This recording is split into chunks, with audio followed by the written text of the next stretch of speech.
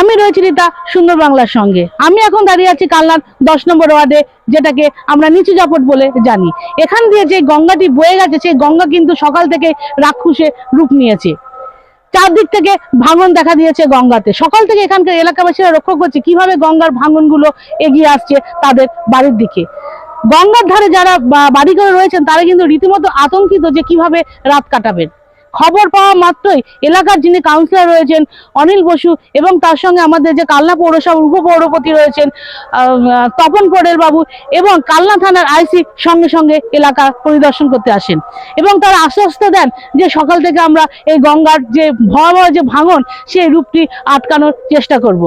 এবং আইসিএসএ জানান যদি সেরকম ভয়ঙ্কর ভাবে কোনো কিছু দেখা যায় তাহলে কিন্তু এখানকার যারা এলাকাবাসী রয়েছে, গঙ্গার ধারে যারা বসবাস করছে, তাদের কিন্তু এলাকা থেকে সরে যেতে হবে তাদের নিজেদের জীবনের রক্ষার জন্য।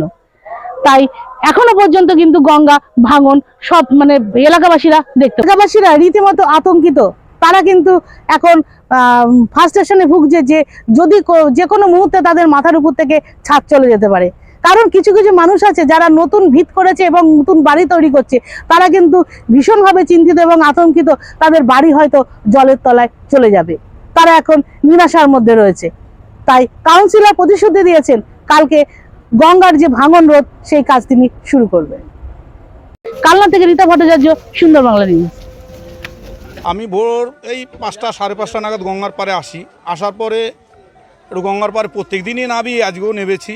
তো নামার পরে দেখি ওখানে একটা ফাটল দেখা যায়। তা ফাটল দেখে একটু ঘাবড়ে যাই প্রথমে। তারপরে চিন্তা করলাম যে আমাদের তো অভিভাবক হচ্ছে সুমন ওরফে অনিল বসু, ওনাকে আমি ফোন করি। তো ওনাকে ফোন করার পর উনি সঙ্গে সঙ্গেই আসেন। এসে ফাটলটা দেখার পরে উনি বললেন যে বিআই আমি এটা নিয়ে আজকেই পৌরসভায় আলোচনা করব এবং যত তাড়াতাড়ি সম্ভব হয় এখানে একটা কাজ করার যাতে হয় সেটা চেষ্টা করব। তা বলার পরে উনিও চলে যান, দেখে আমিও চলে যাই। আবার পরে দুপুরবেলায় আসি। দুপুরবেলায় এসে দেখি ফাটলটা আরও বেশি হয়ে গেছে। দিয়ে রাতের বেলায় আমি এসছিলাম 8টা নাগাদ এসে দেখি এখানটায় একটা ধস নেমে গেছে। সেখানে ধীরেন পালের বাড়ি আছে, কুটি পালের বাড়ি আছে, সত্যপাল আছে, গণেশ পাল আছে, এরকম 4-5 জনের বাড়ি থেকে মোটামুটি 200 ফুট মতো 100 থেকে 150 ফুট হবে একটা ধস নেমেছে ব্যাপক পরিমাণ। সেটা মোটামুটি গভীরতা হবে মিনিমাম হচ্ছে 20 হাত মতো গভীরতা হবে।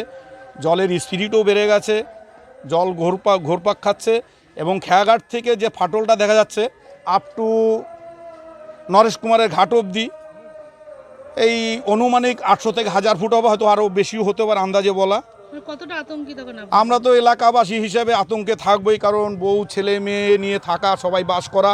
গঙ্গার পরে এরকম ফাটল দেখে স্বাভাবিক একটা মানুষের আতঙ্ক হয়। আবার রাতের বেলা আমি আবার ফ্রেশ কাউন্সিলরকে ফোন করি।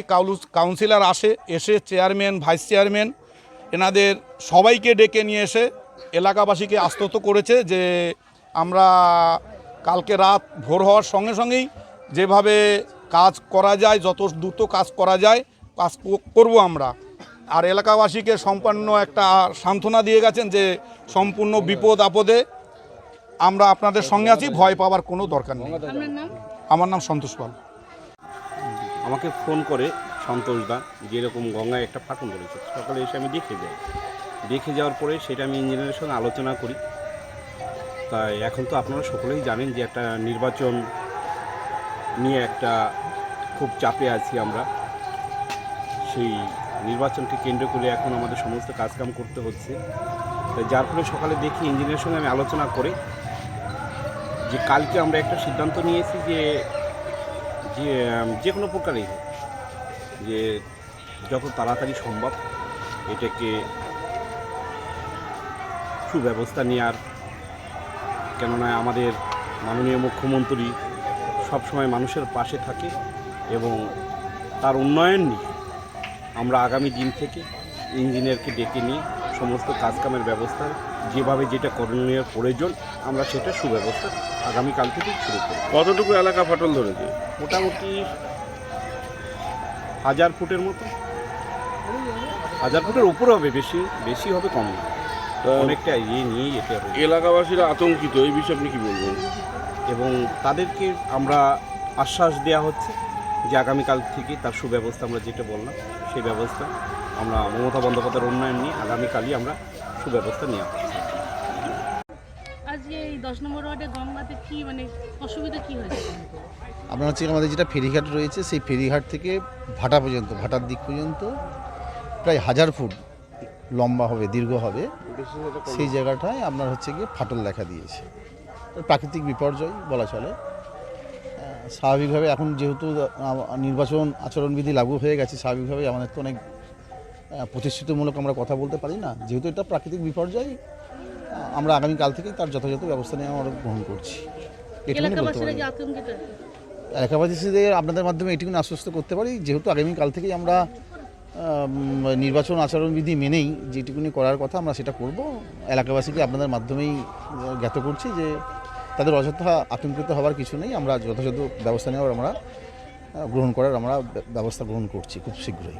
আগামীকালকে থেকেই আমরা সেটা প্রয়োগ করার চেষ্টা করছি। কি সতর্কতা আপনারা নেবেন? আজকে ইনফরমেশন পেয়েছি 2 ঘন্টা আগে রাফলি হয়েছিল কি এখানে ভাঙানো শুরু করেছে।